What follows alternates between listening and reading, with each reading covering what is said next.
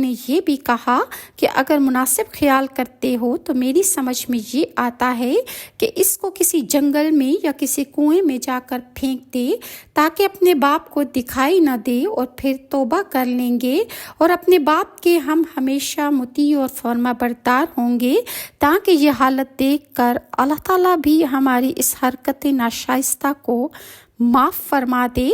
حضرت یوسف علیہ السلام کے بھائیوں میں سے ایک بھائی کا نام یہودا تھا اور تمام بھائی اس کے فرما بردار تھے۔ اس نے اپنے بھائیوں سے کہا، یوسف کو مت مارو، یہ ایک کبھی فعل ہے۔ اور قرآن پاک میں اس واقعے کو اس طرح بیان فرمایا ہے کہ ایک بولا ان میں سے کہ مت مارو یوسف کو اور پھینک دو اس کو ایک گمنام کنویں میں کہ اٹھا لے گا اس کو کوئی مسافر۔ اور یہ باتیں ان کے بڑے بھائی نے کی۔ اگر تم کو اپنے